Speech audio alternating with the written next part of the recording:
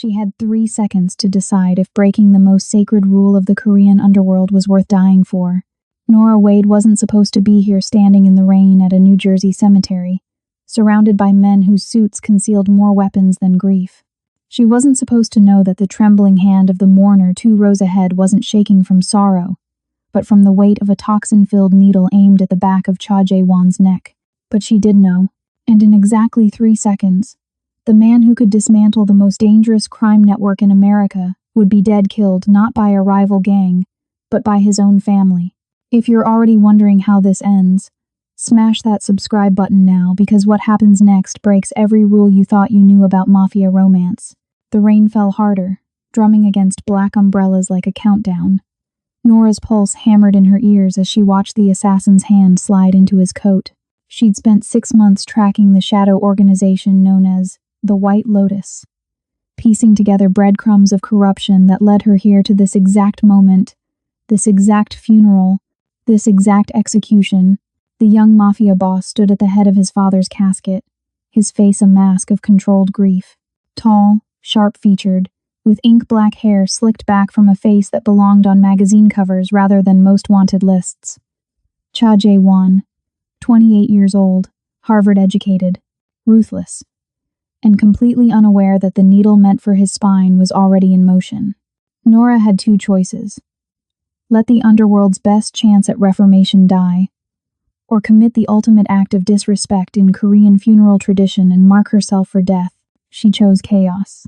Nora lunged forward, shoving through the wall of mourners.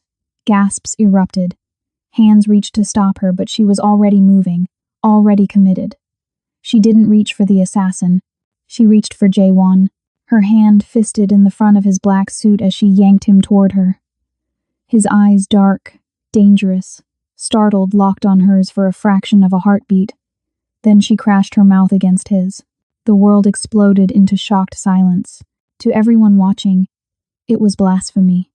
An American woman kissing a Mafia boss over his father's casket, violating every sacred protocol the syndicate held dear. But Nora felt the exact moment Jae-won's body shifted 3 inches to the left, felt the subtle hiss of air as the needle drove deep into mahogany wood instead of flesh. She'd just saved his life. She'd also just signed her own death warrant. When she pulled back, Jae-won's expression was unreadable, but his hand had already moved to the gun beneath his jacket. Around them, his guards materialized like shadows, weapons trained on her head.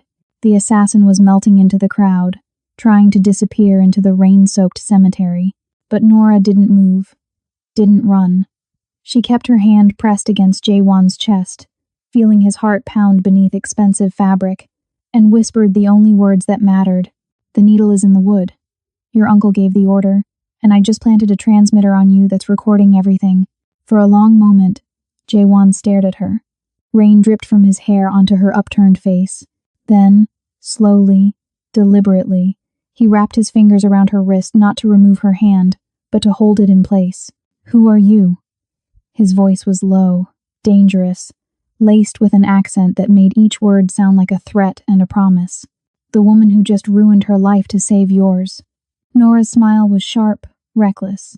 "Nora Wade, former CIA, current problem." His grip tightened.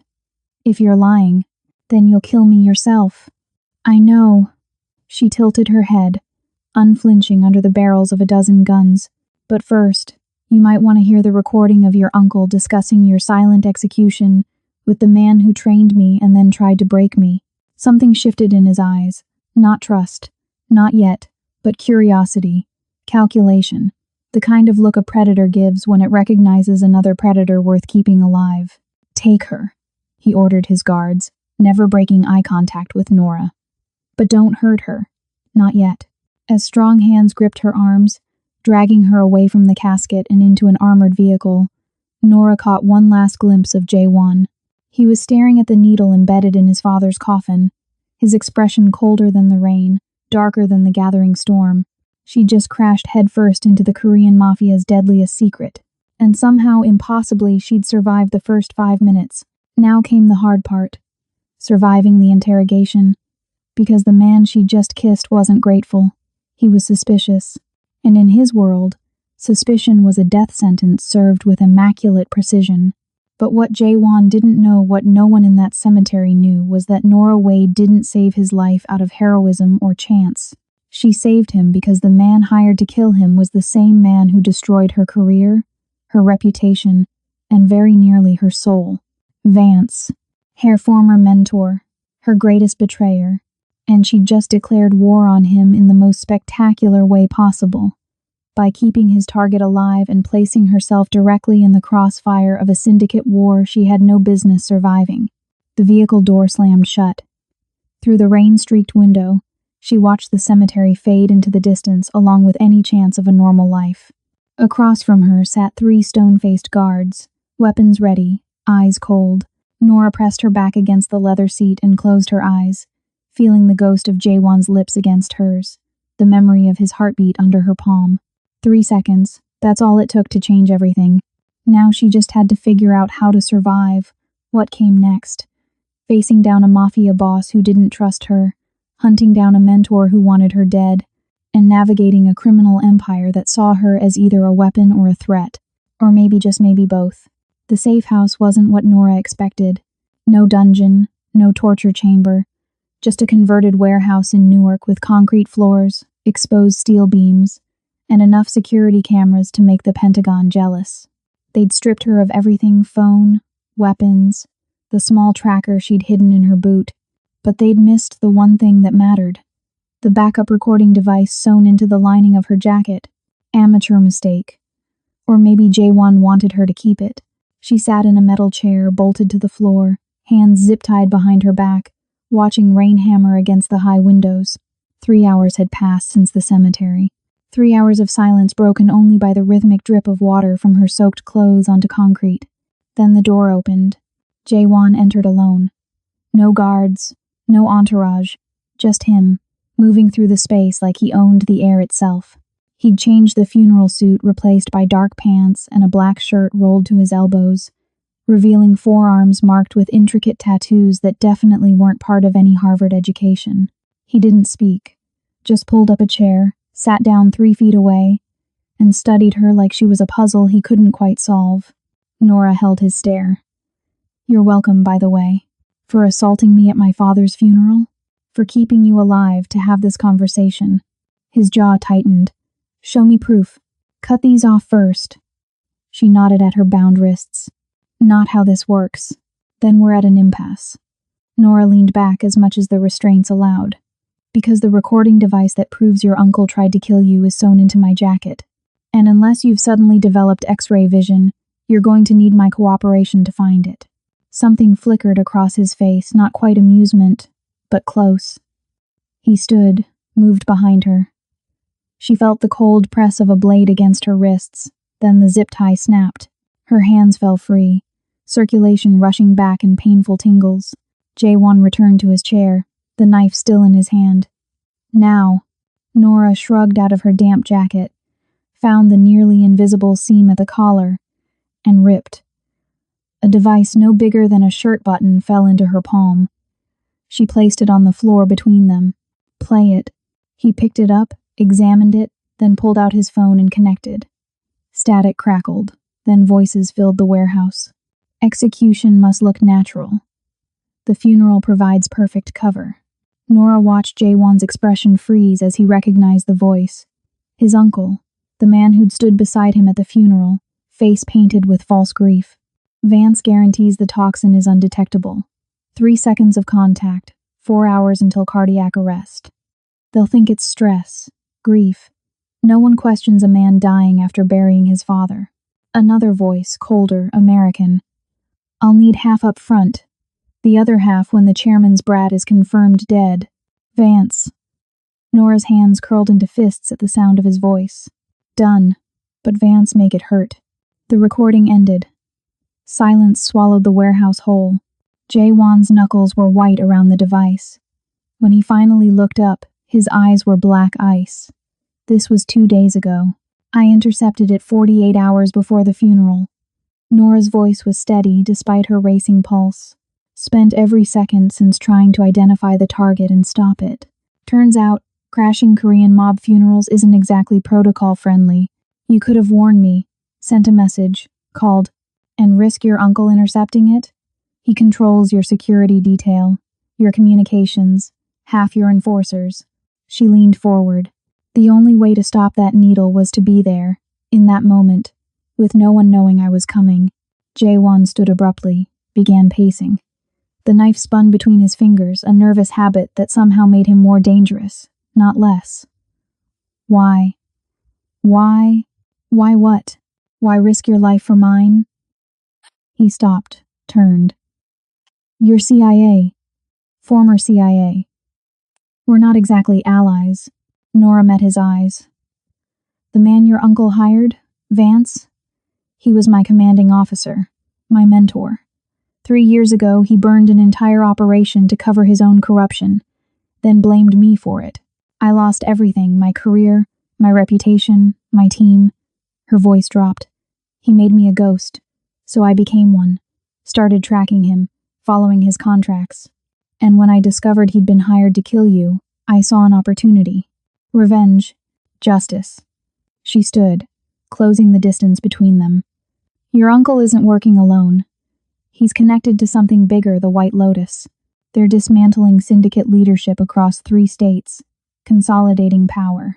Your father wasn't the first chairman to die under mysterious circumstances, and you won't be the last successor they target. Jae-won's expression shifted from cold fury to calculated interest. You have proof of this? 6 months of surveillance. Names, dates, financial transactions. Nora's smile was sharp. Everything you need to burn your uncle's operation to ash. Everything Vance needs to disappear forever. He studied her for a long moment. Then, slowly, he extended his hand not for a shake, but palm up, offering the knife handle first. If you're lying, use this on yourself now. Save us both time. Nora looked at the blade, then at him. And if I'm telling the truth, then you and I are going to have a very interesting conversation about what happens next. His eyes glittered with something dangerous and electric.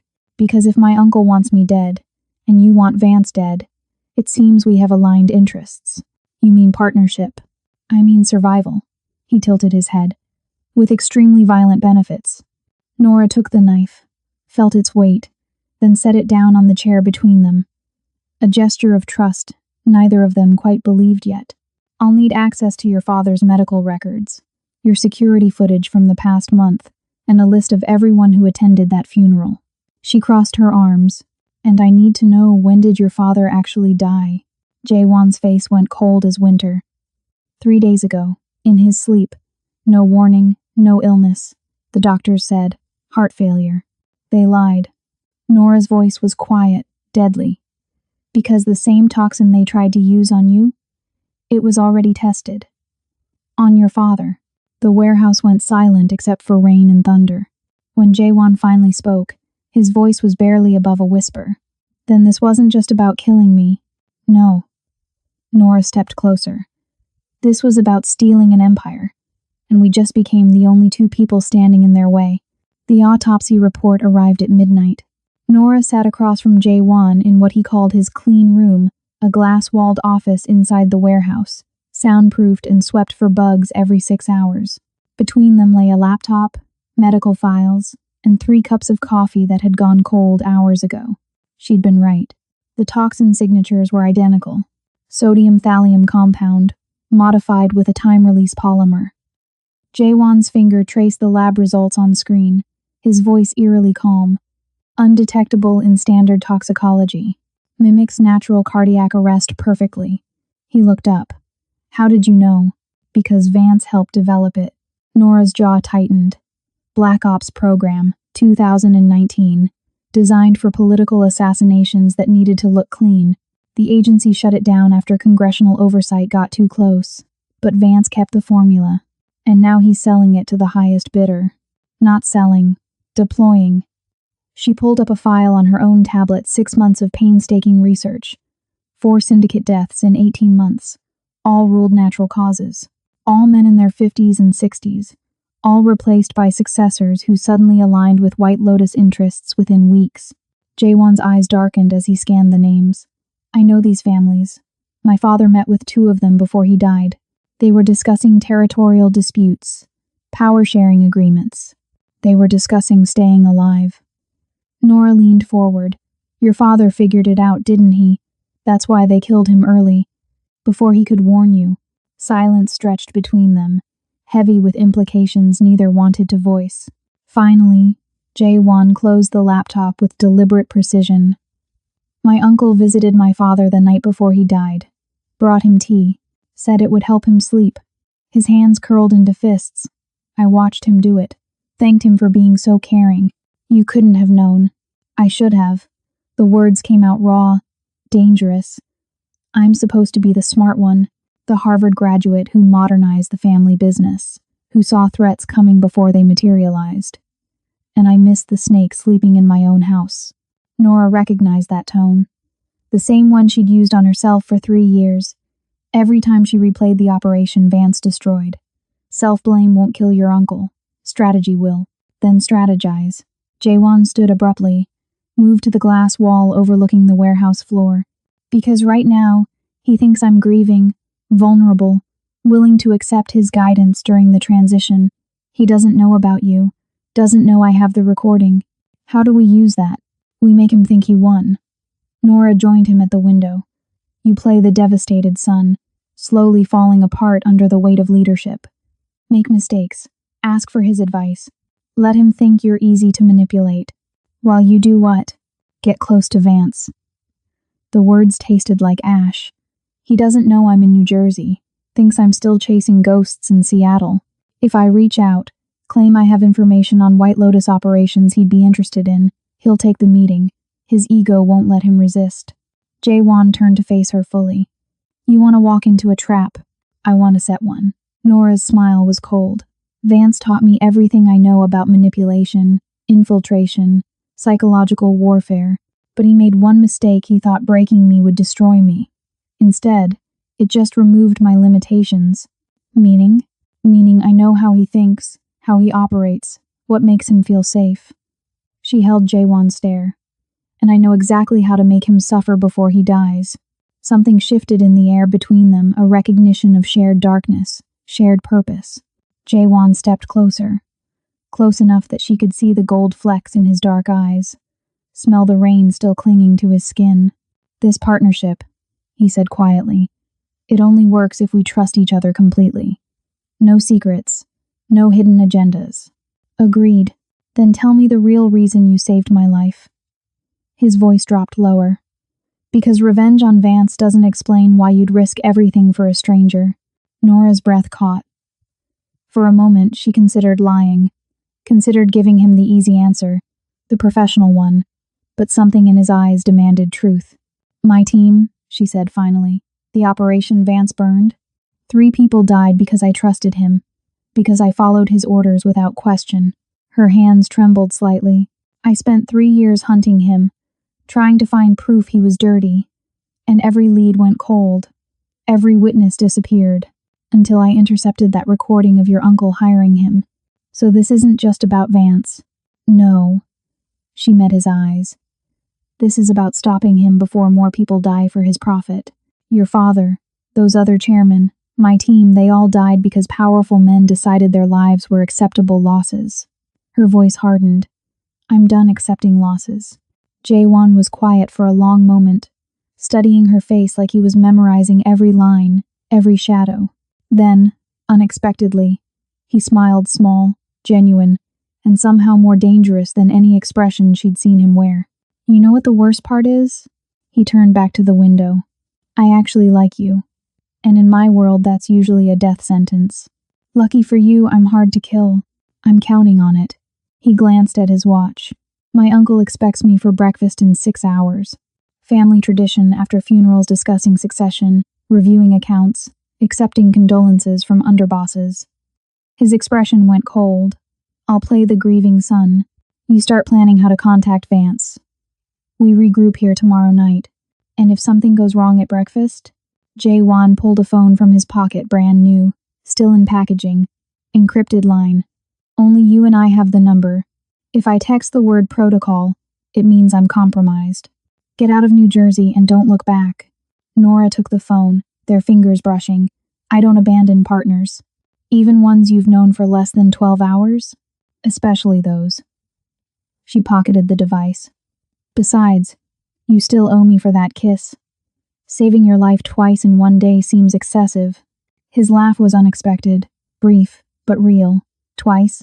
The kiss saved you from the needle. The recording saved you from shooting the wrong person and starting a war you couldn't win. Nora headed for the door. You're welcome. Again. Nora. She paused, looked back.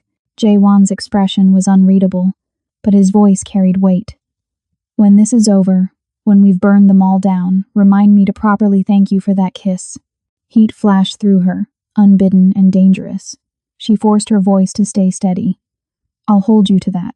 The warehouse door closed behind her, and Nora stepped into the rain-soaked Newark night, heart pounding with something that wasn't quite fear and wasn't quite anticipation. She'd just allied herself with a Mafia boss, declared war on her former mentor, and somehow managed to feel more alive than she had in 3 years. The question was, would she survive long enough to regret it? The email to Vance took Nora 4 hours to write. She sat in a motel room 40 minutes outside Newark, the kind of place that didn't ask questions and accepted cash. Rain streaked the windows as she stared at the laptop screen, cursor blinking in the empty message field. Too eager and he'd smell a trap. Too cold and he'd ignore it. The tone had to be perfect, desperate enough to seem genuine, professional enough to seem valuable. Finally, she typed, V, I know you thought burning me would make me disappear. Instead, it made me better. I have intel on White Lotus operations you'll want. Seattle location compromised. Need face-to-face. Name the place. N. Her finger hovered over send for 3 long seconds. Once this message left, there was no taking it back. Vance would know she was alive, active, and potentially dangerous. She hit send. The response came in 7 minutes. Philadelphia. Rittenhouse Square. Tomorrow, 2 p.m. Come alone or don't come at all. Nora's hands shook as she closed the laptop. He'd taken the bait. Now came the hard part, convincing him she was still the broken agent he'd destroyed, not the weapon she'd become. Her new phone buzzed. Jae-won. Breakfast finished. Uncle very concerned about my emotional state. Suggested I take time away from business decisions. Let him handle things. She typed back. Perfect. Let him think he's winning. 3 dots appeared, disappeared, appeared again. He asked if I'd seen any strangers at the funeral. Said security reported a disturbance. Nora's pulse spiked. What did you tell him? That grief makes people do irrational things. That I'm reviewing footage personally. A pause. He seemed satisfied. Too satisfied. He's confident. That's good. Confident people make mistakes. Or they're 3 steps ahead and we're already dead. Nora smiled grimly at the phone. Optimism. I like that in a partner. Realism. There's a difference. Then, meeting tomorrow night. Don't die before then. Same to you. She set the phone down and moved to the window, watching rain turn the parking lot into a river of neon reflections. Somewhere in this city, Jae-won was playing the role of grieving son, while his uncle plotted his death. Somewhere in Philadelphia, Vance was probably smiling, thinking she'd crawled back to him with information worth exploiting. They were both wrong. The next morning arrived gray and cold. Nora caught a train to Philadelphia, dressed in clothes she'd stolen from a department store, dark jeans, plain jacket, nothing memorable. She'd learned long ago how to disappear in crowds, how to move through spaces without leaving impressions. Rittenhouse Square at 2 p.m. was exactly what she expected. Upscale park in the heart of the city, surrounded by expensive townhouses and restaurants. Plenty of witnesses, plenty of exits. Vance's kind of place, public enough to seem safe, urban enough to vanish if needed. She spotted him on a bench near the fountain. 52 years old, silver-haired, wearing a charcoal overcoat that probably cost more than her entire wardrobe. He looked exactly like what he pretended to be, a successful consultant, a man who'd earned his comfort through legitimate means. She knew better. Nora approached slowly, hands visible, posture submissive. Everything she'd learned about body language and power dynamics, she reversed. Made herself small, unthreatening. Vance watched her sit down beside him, his expression unreadable behind designer sunglasses. Nora Wade. I thought you'd learned your lesson about approaching me. I learned a lot of things. She kept her voice steady, tired, including that running costs money. Money I don't have anymore. So you're here to sell me information? He sounded amused. That's what this is? A transaction? What else would it be? Revenge, stupidity, suicide. He turned to face her fully. You blamed me for Seattle, but we both know you failed that operation on your own. I simply documented it accurately. The lie was so smooth, so practiced, that for a moment, Nora felt the old rage rising. She swallowed it down, forced her shoulders to slump. You're right. I screwed up. I need to move forward. And I have information you'll want. About White Lotus. About their next target.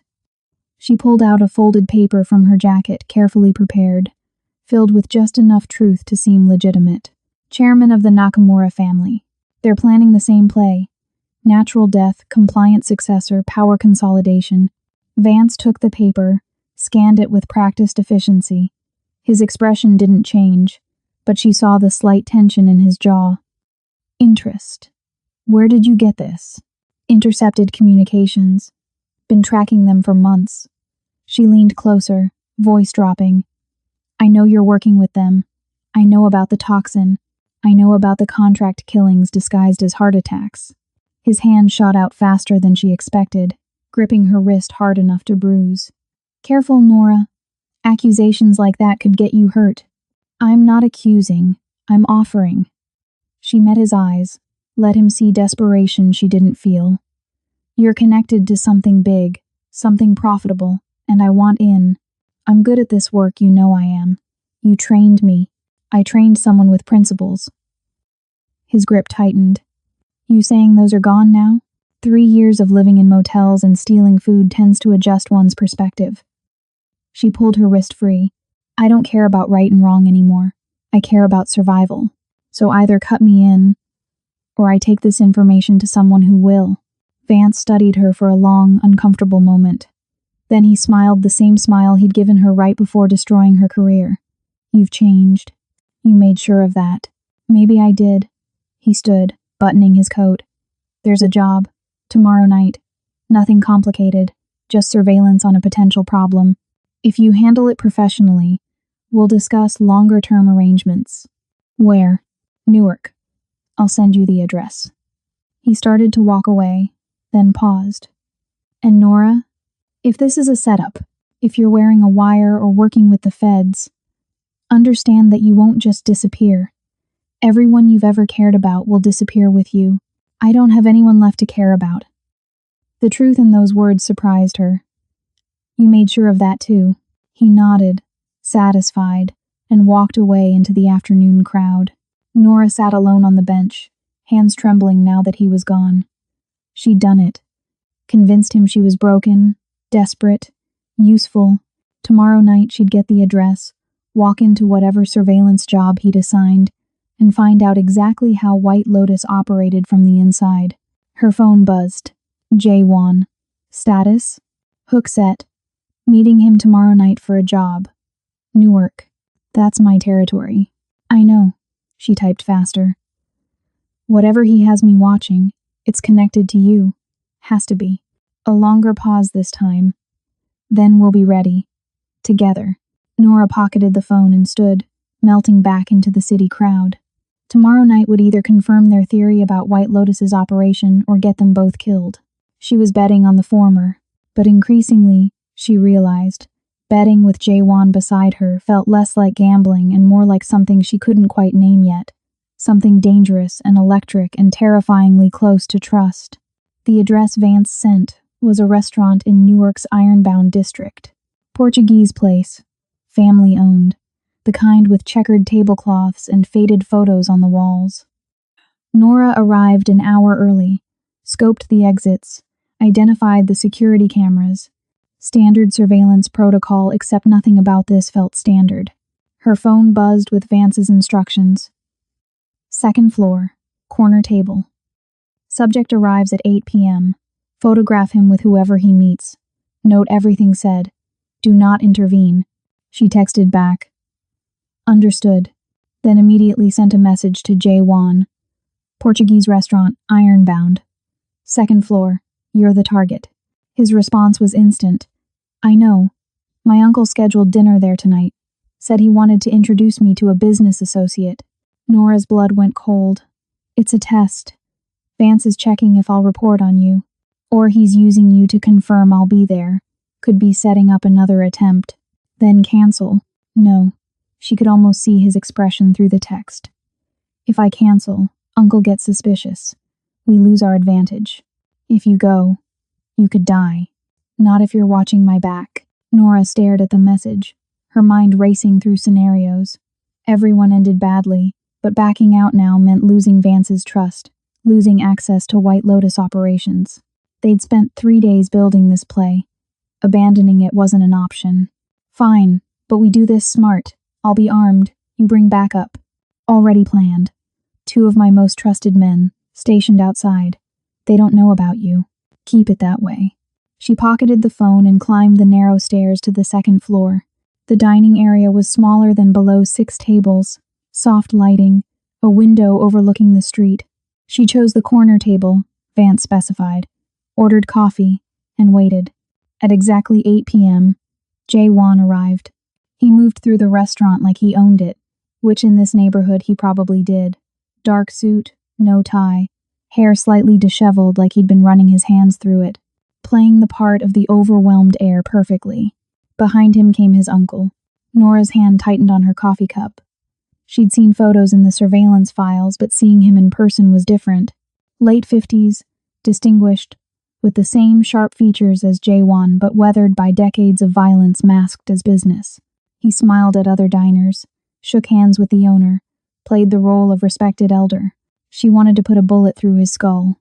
Instead, she raised her phone, snapped a photo as instructed, and watched them sit 3 tables away, close enough to hear fragments of conversation, close enough to see Jaewon's micro-expressions as his father's killer offered sympathy and guidance.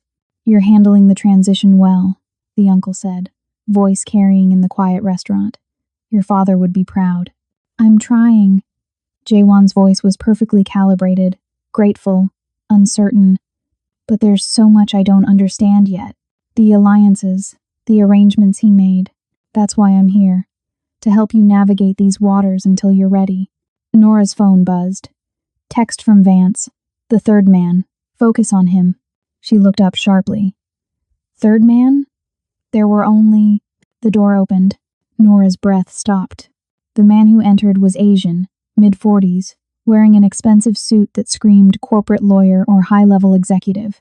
He carried himself with quiet confidence, nodded to Jaewon's uncle like they were old friends, and sat down at their table without invitation. But it wasn't his appearance that made Nora's blood freeze.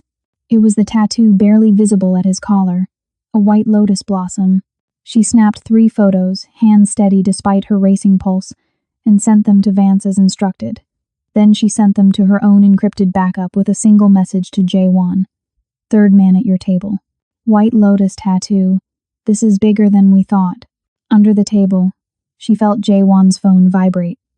Watched him glance at it casually, expression never changing, but his hand, resting on the table, curled into a fist so tight his knuckles went white. The third man spoke, voice too low to carry, but Nora read his lips, years of surveillance training making the words clear. The transition is proceeding smoothly. The other families are cooperating. Once the consolidation is complete, we'll control 70% of East Coast operations. Jaewon's uncle nodded. And the remaining families? Being handled. The man's smile was cold. Same protocol as before. Natural causes, compliant successors, no messy wars. What about my nephew? The uncle's voice carried false concern. He's more resilient than his father. Smarter. Then we'll need to be smarter still. The third man looked directly at Jaewon. Tell me, how are you really handling your grief? Any suspicions about your father's death? The restaurant went silent. Nora's hand moved to the gun concealed at her hip, ready. Jaewon's guards outside would be monitoring, but not close enough if this went wrong. If they made a move now. Suspicions? Jaewon's laugh was bitter, broken, perfect. My father was 61 years old. He worked 18-hour days, barely slept, carried the weight of this entire organization. I'm suspicious that he didn't collapse sooner. He met the man's eyes. The only thing I'm worried about is living up to his legacy, not chasing conspiracy theories. The tension eased fractionally. The uncle smiled, patted Jaewon's hand. See? I told you. He's grieving, not investigating. We have nothing to worry about. Good. The third man stood. Then let's discuss the financial transitions. There are accounts that need to be consolidated, assets that need to be transferred. They moved to business talk numbers, percentages, offshore accounts. Nora photographed everything, recorded what she could, and fought the urge to intervene. Every word confirmed their theory. White Lotus wasn't just killing syndicate leaders, they were staging a complete takeover, using family members to legitimize the power grab, and Jaewon's uncle was the architect. Her phone buzzed. Vance, good work. Leave now, don't be seen. She wanted to refuse. Wanted to stay, make sure Jaewon made it out alive.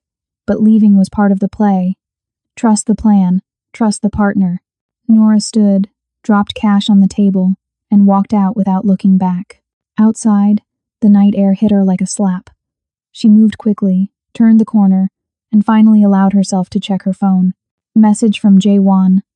Sent 2 minutes ago. Did you see his face? The third man? Yes. Why? Because I've seen him before. A pause that felt like an eternity. He was at my father's hospital room, the night before he died. Said he was a doctor checking vitals. Nora stopped walking. The pieces clicked together with horrifying clarity. He administered the poison personally, and my uncle watched him do it. She leaned against a brick wall, mind racing.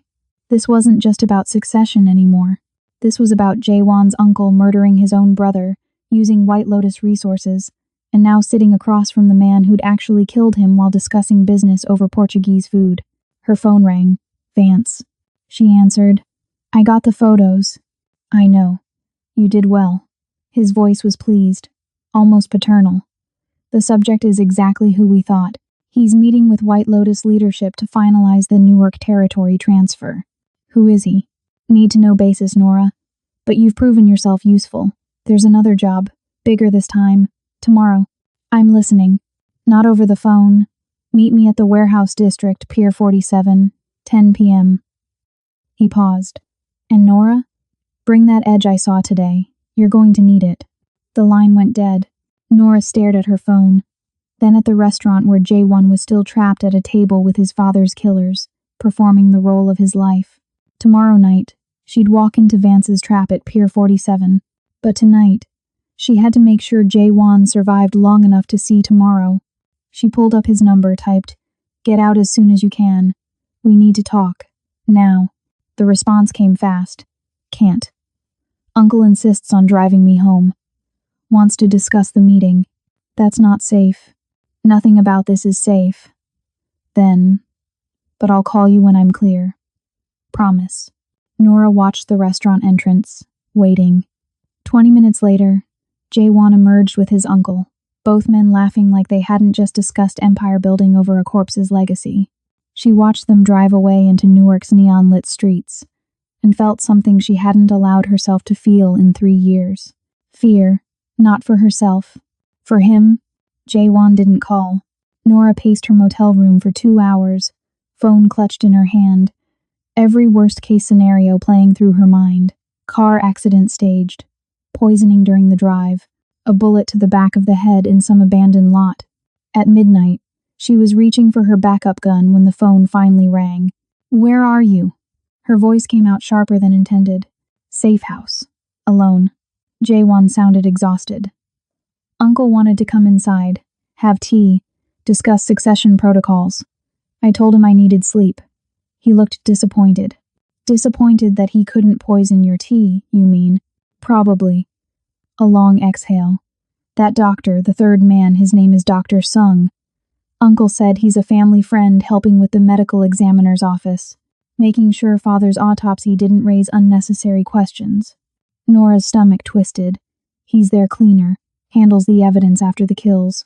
Which means he knows about the toxin, the delivery method, everything.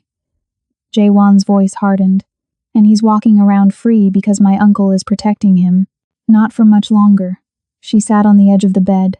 Vance wants to meet tomorrow night. Pier 47, Warehouse District, says there's a bigger job. He's escalating your involvement. Testing how far you'll go. Or setting up an execution. Nora rubbed her eyes.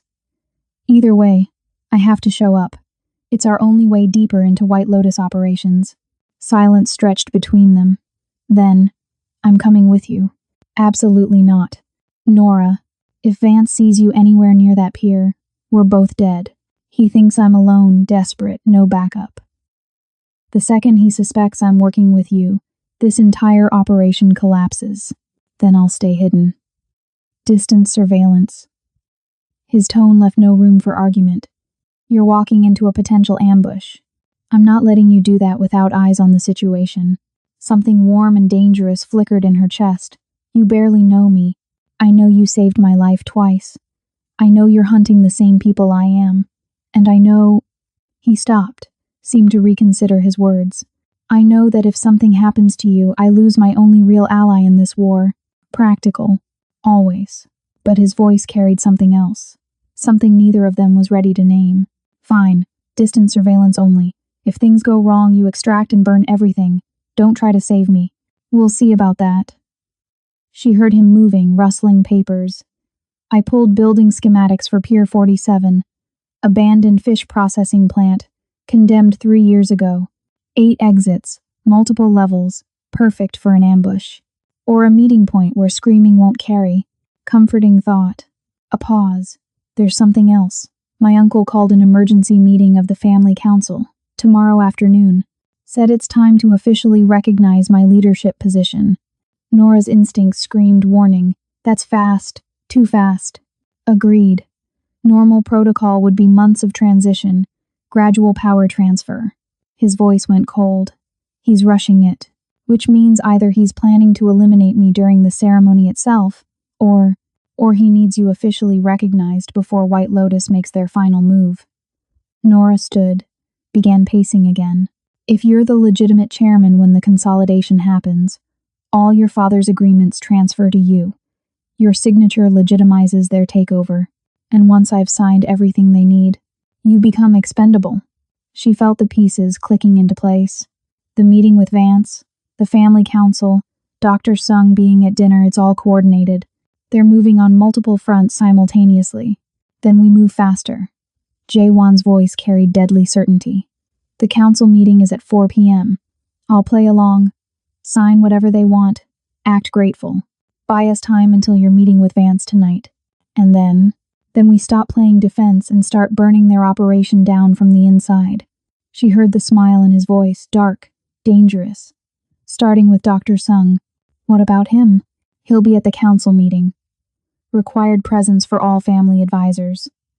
Jaewon's tone went clinical, which means his apartment will be empty, and I'm willing to bet a man who makes murder look like natural causes keeps very detailed records. Nora felt her pulse quicken. You want to break into his place during your own council meeting? I want you to break into his place. I'll be establishing alibis, surrounded by witnesses. The plan crystallized as he spoke. Find his records. Find proof of White Lotus operations. Find anything we can use against my uncle and Vance. That's a massive risk. Everything about this is a massive risk. His voice softened slightly. But I trust you to handle it. You're better at this than anyone I've ever worked with. The compliment landed unexpectedly, warming something in her chest she'd thought long dead. You're just saying that because I saved your life. I'm saying that because it's true. A pause. And because somewhere between the funeral and now, I stopped seeing you as a convenient ally and started seeing you as... He cut himself off. Nora waited, heart hammering, as someone I don't want to lose. He finished quietly. The vulnerability in those words hit harder than any weapon. Nora gripped the phone tighter, searched for a response that wouldn't reveal how much his admission affected her. Don't get sentimental on me, Cha. We've got work to do. His laugh was soft, genuine. Yes, ma'am. Send me Dr. Sung's address when you have it. I'll forward his schedule. And Jaewon? She hesitated, At that council meeting, watch what you eat.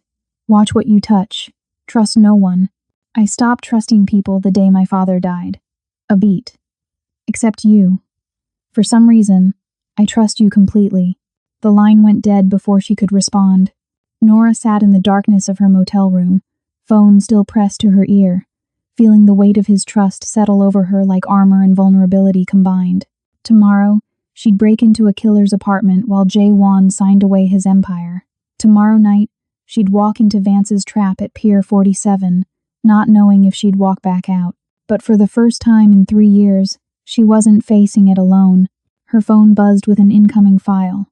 Dr. Sung's address, his schedule, building access codes that Jay Wan must have pulled from syndicate security databases. Everything she needed to infiltrate his life. She studied the information, mind already mapping entry points and extraction routes. The apartment was in a secure high-rise downtown, cameras, doormen, keycard access, difficult but not impossible. Another message from Jay Wan. His building uses facial recognition, sending you a bypass code now. And Nora? Yes? Come back alive. I'm getting used to having you around. She smiled despite everything, despite the danger, despite knowing that getting used to Jay Wan was probably the most dangerous thing she could do. Same to you. Don't sign anything that ends with, "and my entire fortune to my beloved uncle." Noted. Nora set the phone down and began preparing for tomorrow. Weapons check, equipment inventory, mental rehearsal of every possible scenario. The work was familiar, comforting even. What wasn't familiar was the way her chest tightened when she thought about Jay Wan walking into that council meeting. The way her hands shook slightly when she imagined something going wrong. She'd spent 3 years teaching herself not to care, not to attach, not to trust. And somehow, in less than 4 days, Jay Wan had undone all of it. Outside her window, Newark's lights blurred through rain-streaked glass. Somewhere in this city, Vance was planning her test for tomorrow night. Somewhere else, Jay Wan's uncle was perfecting his betrayal, and caught between them were 2 people who decided that revenge and survival were worth risking everything, including the one thing neither of them could afford to lose: each other. Dr. Sung's apartment was on the 23rd floor of a glass tower that reflected Newark's skyline like a mirror. Nora entered the building at 3:30 p.m., dressed in a borrowed medical uniform with a visitor's badge she'd forged in 20 minutes. The doorman barely glanced up. The elevator ride felt eternal. Her phone showed Jay Wan's location, the syndicate's main office across town, where the council meeting had just begun. She pictured him in that room, surrounded by men who wanted him dead, signing documents that would seal his fate if she didn't find what they needed.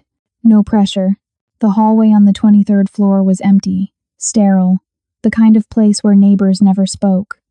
She reached apartment 2304, used the bypass code Jay Wan had provided, and slipped inside.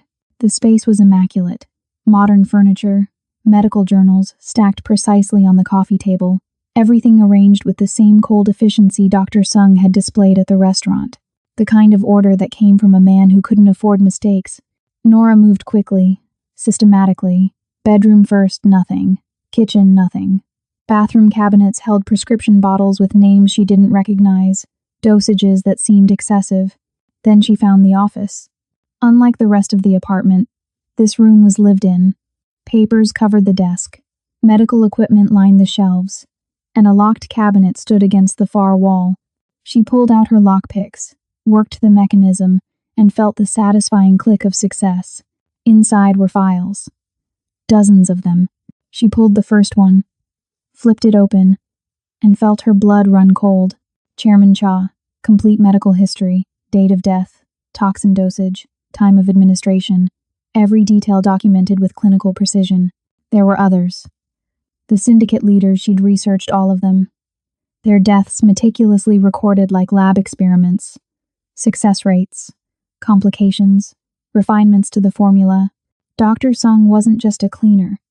He was White Lotus's chief medical architect, the man who'd perfected murder disguised as natural death. Nora photographed everything, hands steady despite her racing pulse, page after page of evidence that would destroy the entire operation if they played it right. Then she found the active files.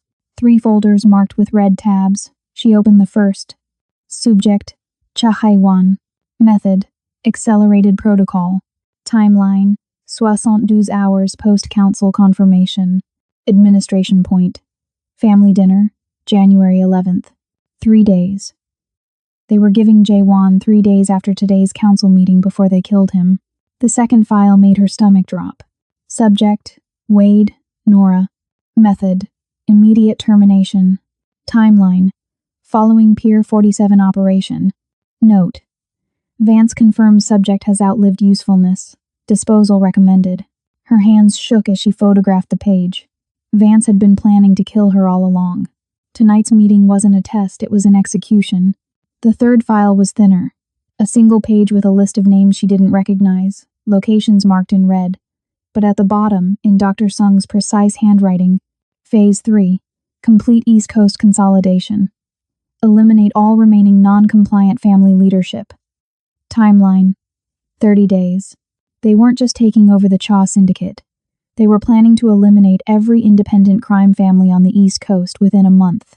Nora's phone buzzed. Message from Jae-won. Council meeting extended. Uncle wants me to review financial transfers with his advisors. Something feels wrong.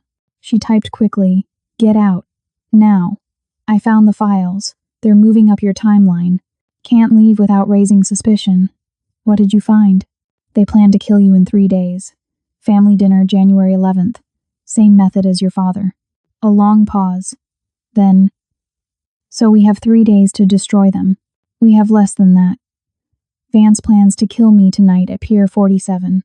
Another pause. Longer this time. When his response came, it carried weight that transcended text. Then we changed the plan. Don't go to that meeting. If I don't show, Vance goes underground. We lose our only connection to White Lotus leadership. If you do show, you die. Not if I'm smarter than he thinks I am. Nora stared at the files spread across Dr. Sung's desk, mind racing. I have an idea, but I need you to trust me completely. I already do. What do you need? Your best sniper. Someone you'd trust with your life. Done. What else? Access to your uncle's private line. I'm going to make a call he can't ignore. She could almost feel Jae-won's hesitation through the phone. What she was suggesting went beyond dangerous. It was suicide if even one element failed. Nora, whatever you're planning, will work. Because unlike Vance, I learned from my mistakes. She began packing the files back into the cabinet, erasing evidence of her presence. 3 years ago, I trusted the wrong person, and people died. I won't make that mistake again. You're trusting me. You're different. How? She paused in the doorway, looked back at the office where Dr. Sung had cataloged death like it was science. Because you could have let me take the fall at that funeral. Could have shot me, blamed me, moved on, but you didn't. You chose partnership over easy answers. And you chose to save a stranger's life over staying invisible. Maybe we're both idiots. Or maybe we're exactly what each other needs. His message carried something raw, unguarded. Be careful tonight. Please. You too. That dinner on the 11th won't happen, because we're ending this before then. She heard determination in his words, felt it mirror her own. Tonight, we stop running their game and start playing ours. Nora left the apartment exactly as she'd found it, took the elevator down, and walked out into the late afternoon sun. Somewhere above, Dr. Sung's files waited like loaded guns. Somewhere across town, Jae-won was signing documents that made him a target. And tonight, at Pier 47, she'd walk into Vance's trap with her eyes wide open. But this time, she wouldn't be the prey. Her phone rang. Unknown number. She answered. Yes? Miss Wade. Dr. Sung's voice was calm, clinical, terrifying.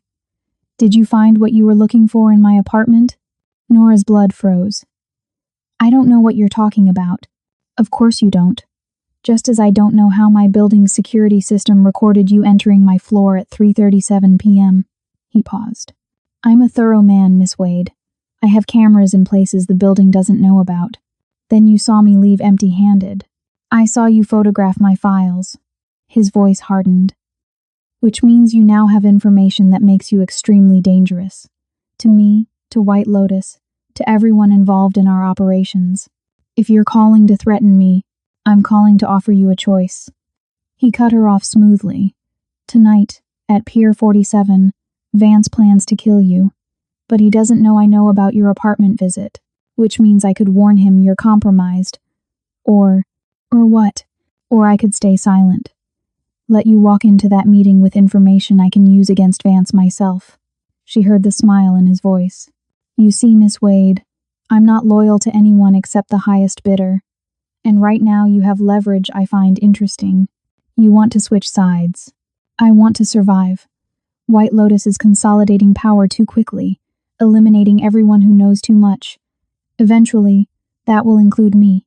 His voice dropped. "So yes, I'm proposing a trade. Your silence about my files in exchange for intelligence that will keep you alive tonight." Nora's mind raced through possibilities, angles, traps within traps. "I'm listening. Pier 47 isn't a meeting. It's an execution chamber. Vance has 4 men positioned throughout the building, each with instructions to eliminate you the moment you arrive. He never planned to recruit you, he planned to remove a loose end. Why tell me this? Because if you survive tonight, you'll be in a position to eliminate Vance, which removes him from the equation and makes my own survival more likely." He paused. "And because Cha Jae-won's uncle is planning something catastrophic for that family dinner on the 11th. Something that will eliminate not just Jae-won, but everyone loyal to him. An explosion disguised as a gas leak." Nora's chest tightened. "You're telling me they plan to kill an entire room of people? 23 people, to be precise. Every underboss, every advisor, every family member who might challenge the uncle's claim to leadership." His voice was matter of fact, like he was discussing weather. "It's efficient, brutal, and scheduled to happen in exactly 3 days. What do you want in return for this information?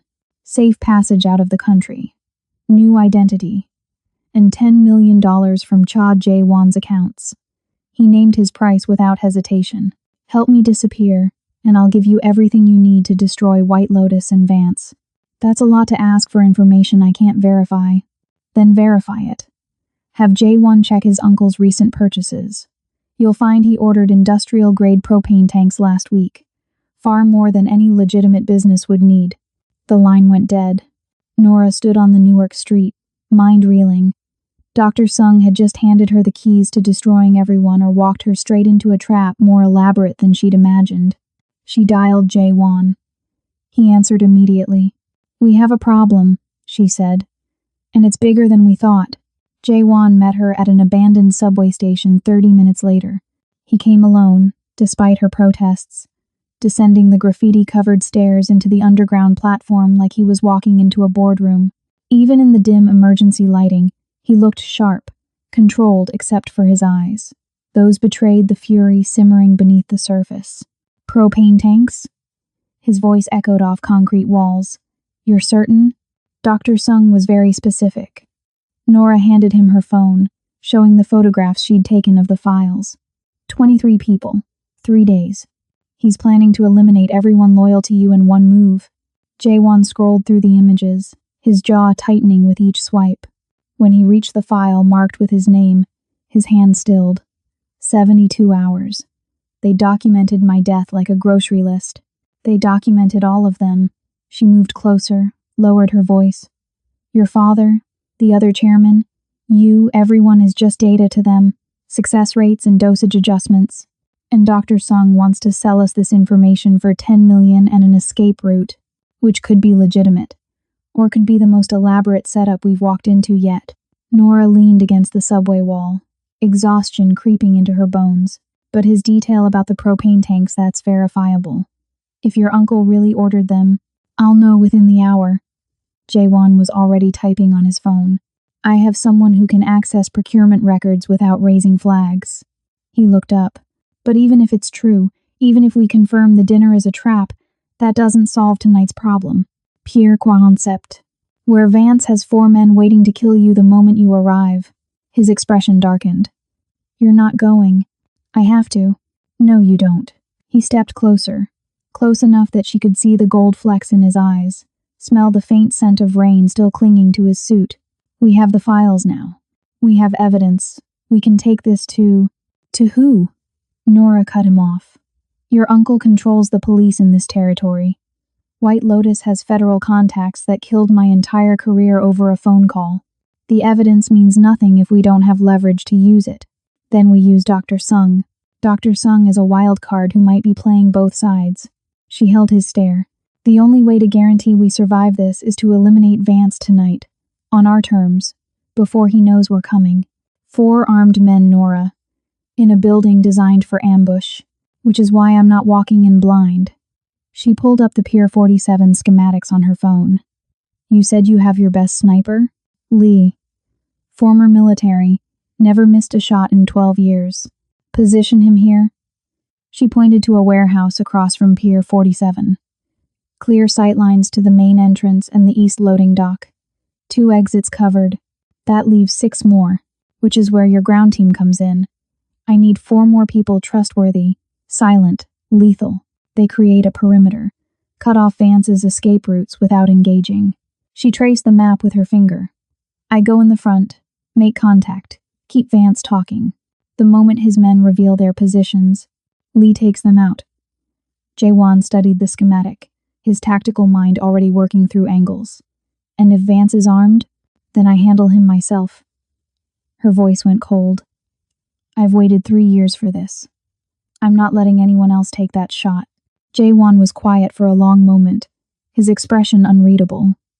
Then, you're using yourself as bait. I'm using their arrogance against them. Vance thinks I'm desperate, broken, easy to manipulate. He won't expect resistance until it's too late. And if Dr. Sung lied, if there are more than 4 men, then we adapt. She met his eyes, let him see the steel beneath her exhaustion. This is what I do, Jaewon. What I was trained for. Trust me to do it. I do trust you. His voice dropped lower. That's what terrifies me. The admission hung between them, heavy with implications neither had time to explore. Nora felt her pulse quicken, felt the pull of proximity, and shared danger and something deeper she refused to name. After tonight, she said quietly. After we end Vance and stop your uncle. After tonight, we're both either dead or finally free. He reached out, tucked a strand of hair behind her ear with unexpected gentleness. I know which one I'm betting on. Always so optimistic. Realistic. His hand lingered near her face, thumb brushing her cheekbone. Because I've seen what you're capable of. And anyone betting against you is a fool. Nora's breath caught.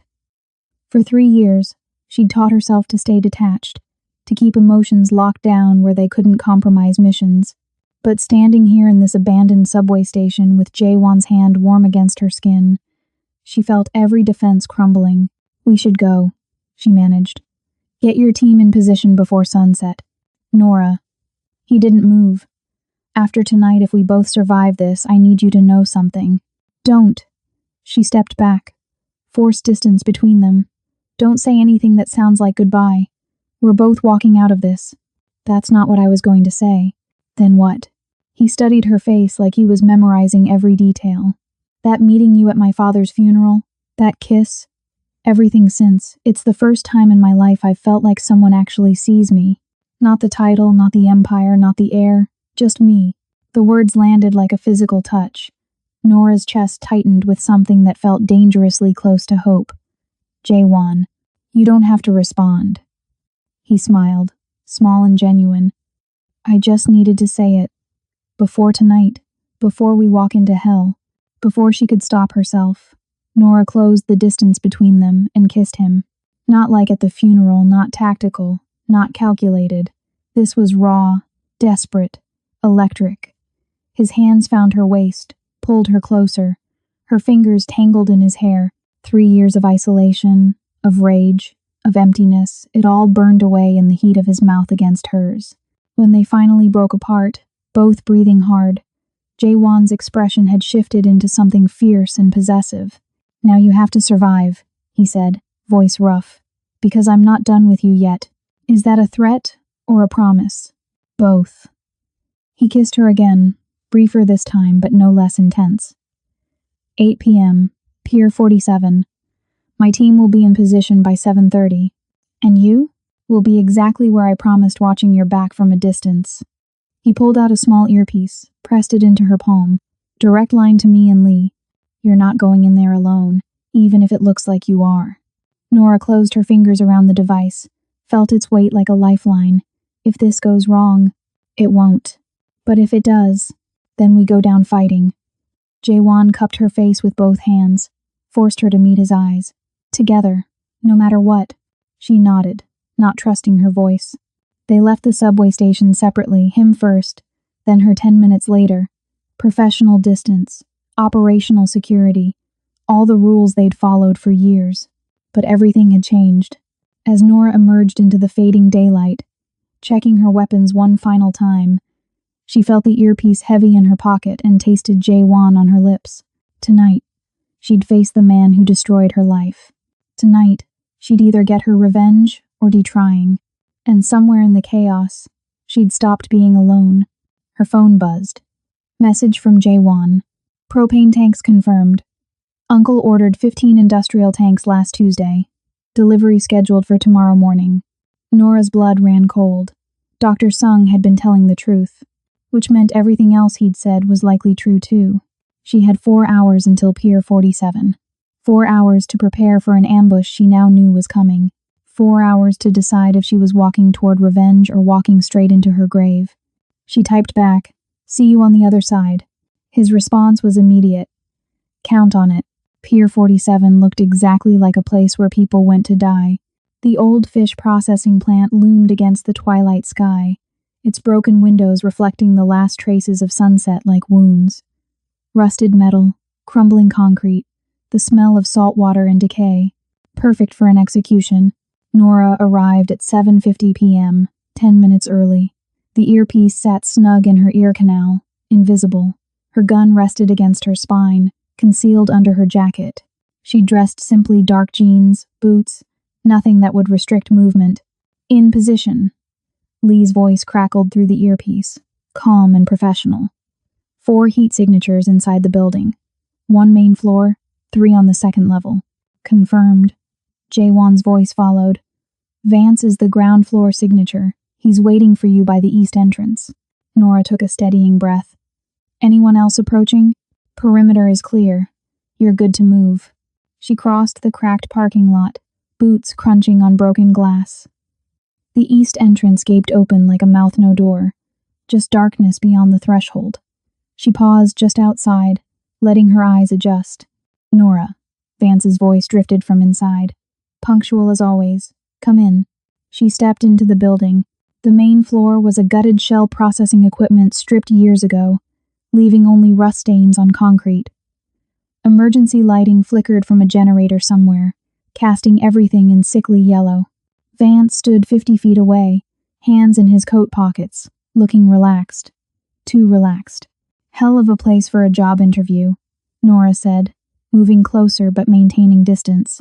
I prefer privacy for sensitive discussions. He smiled. Did you get the surveillance photos from the restaurant? Sent them yesterday. As requested. Yes, you did. Vance pulled out his phone, showed her the images she'd taken of Jaewon, his uncle, Dr. Sung. Very thorough work. You captured everything I needed. So what's the job? Direct. I always appreciated that about you. He pocketed the phone. The job is simple elimination. A target who knows too much, who's become a liability to our operations. Who's the target? You are. Nora didn't move, didn't flinch, just stood there as if she'd expected it all along. Figured as much. Vance's smile widened. No surprise? No fear? You've changed, Nora. You changed me. She kept her voice steady. 3 years ago, you taught me that trust was weakness, that survival meant staying 3 steps ahead. So yes, I knew this was a setup, just like I know you have 3 men positioned upstairs, waiting for your signal. 4 men, actually. He pulled his hand from his pocket, not holding a gun, but a remote detonator. And they're not waiting for a signal. They're waiting for this. Nora's pulse spiked. That's not a weapon, that's explosives. C4, to be precise, wired throughout the building's support columns. His expression went cold. You see, White Lotus doesn't leave witnesses. And you, my dear former protege, have become entirely too knowledgeable about operations you should never have discovered. Lee. Jaewon's voice cut through the earpiece. Urgent. Multiple hostiles approaching from the north. 8. Maybe 10 vehicles. This is bigger than we thought. Nora's mind raced. Vance wasn't just eliminating her, he was eliminating everyone connected to this operation. The men upstairs, the perimeter, witnesses who could link him to White Lotus. You're going to blow the entire building, she said quietly. With everyone inside? Yes. Vance checked his watch, including some very inconvenient associates who think they're coming here for a planning meeting. They'll arrive in about 3 minutes. And then, he held up the detonator. Problem solved. You're killing your own people. I'm eliminating loose ends. He stepped closer. That's what professionals do. You should have learned that by now. I did learn. Nora's hand moved slowly toward her spine. I learned that people like you always make one critical mistake. And what's that? You assume everyone else is as expendable as you are. She drew and fired in one fluid motion. The shot took Vance in the shoulder, spinning him backward. The detonator flew from his hand, skittered across concrete. Nora was already moving, diving for it as gunfire erupted from the second floor. Lee, light them up, Jaewon's voice commanded. The windows above exploded. Glass rained down as Lee's rifle found targets. One shooter dropped, then another. Return fire punched through metal, ricocheted off concrete. Nora's fingers closed around the detonator. She rolled, came up behind a rusted support beam as bullets sparked off steel inches from her head. Nora, status. Jaewon's voice cut through the chaos. I have the detonator. Vance is hit but mobile. She risked a glance around the beam. Vance had disappeared into the shadows, leaving a blood trail. Where are those vehicles? Pulling in now, armed men deploying. A pause. This isn't a meeting, it's an army. Her stomach dropped. They're not here for a meeting. They're here for a purge. Vance is eliminating everyone who knows about White Lotus operations, including Jaewon's uncle. What? Think about it. The propane tanks, the dinner explosion that's 3 days away. But Vance moves tonight because he's cutting out the middleman. Your uncle hired him to kill you, but Vance doesn't need him anymore. He has direct White Lotus backing now. Silence. Then, my uncle just arrived. His car is pulling up to the north entrance. Get him out of here. Now. He tried to kill my father. Kill me. Why would I? Because if he dies in this explosion, you lose the only person who can testify against White Lotus leadership. We need him alive, Jaewon. As much as we hate it. More gunfire. Something exploded on the second floor, maybe a grenade, maybe Lee's rifle hitting something volatile. Smoke began filling the building. Nora, you need to move. Now. Jaewon's voice carried an edge she'd never heard. That building is structurally unsound. If those explosives go off, they won't. She clutched the detonator, studying its simple design. 2 buttons, one to arm, one to detonate. Already armed. I can disarm this. Just need 30 seconds. You don't have 30 seconds. Those men are coming through every entrance. He was right. She could hear boots on concrete, voices shouting in Korean and English. At least 20 men, converging from multiple directions. The trap had sprung not just on her, but on everyone Vance wanted dead, including Jaewon's uncle, who'd walked straight into his own execution. Change of plans. Nora made a decision that would either save them all or kill her. Lee, target the support columns on the north side. Bring down that section only. That'll trap everyone inside, Lee protested. That's the point. If we collapse the north entrance, we bottle them in. Vance can't detonate with his own people trapped. She was already moving, running through the smoke toward the south exit, and we buy time to extract your uncle. Nora, Jaewon started. Trust me. She burst through the south door into cold night air, gasping. Behind her, Lee's rifle cracked 3 times in rapid succession. Metal groaned, concrete crumbled, the north side of Pier 47 collapsed inward with a thunderous roar. Screaming, shouting, chaos as the building became a tomb for everyone who'd come to witness her execution. But Nora was already running toward the north parking lot, toward the confusion, toward Jaewon's uncle who stood beside his car, staring at the collapsed building in shock. She grabbed his arm. He spun, reaching for a weapon, but she was faster. "You want to live," she hissed. "Then get in your car and drive. Now, who are you?" "The woman who just saved your life while your hired killer tried to blow you up." She shoved him toward the vehicle. "Vance doesn't need you anymore. You're as expendable as the rest of us." Understanding dawned in his eyes. Then fear. "Where's my nephew?" "Safe. Unlike you if you don't move." She heard voices approaching, saw flashlight beams cutting through dust and darkness. "Go. Now. We'll contact you." He hesitated one more second, then dove into his car. The engine roared to life. Tires squealed as he fled into the night. Nora ran the opposite direction, toward where Jaewon's perimeter team waited. Toward safety. Toward... A hand grabbed her from behind, spun her around. Vance's face materialized from the shadows, blood-soaked, furious, and holding a gun to her head. "Not so fast," he whispered. "Drop the detonator." Vance's gun pressed cold against Nora's temple. "Or I paint this parking lot with your brain." She could feel his blood soaking through her jacket, smell the copper tang of it. He was wounded, weakening, but desperation made men dangerous. "You shoot me. You alert everyone to your position," Nora said calmly, "and you're already bleeding out. Then we die together. Poetic, don't you think?" "Nora," Jaewon's voice in her ear, tight with controlled panic. "Lee has the shot. Say the word." She couldn't respond without alerting Vance to the earpiece. Instead, she did the only thing she could. She tilted her head slightly left, exposing Vance's position. The rifle crack split the night. Vance's grip went slack. The gun clattered to asphalt. He staggered backward, hand clutching his chest, eyes wide with disbelief. "You taught me one last lesson," Nora said, watching him fall. "Never underestimate the student." He collapsed, blood pooling beneath him. His lips moved, forming words she couldn't hear. Then nothing.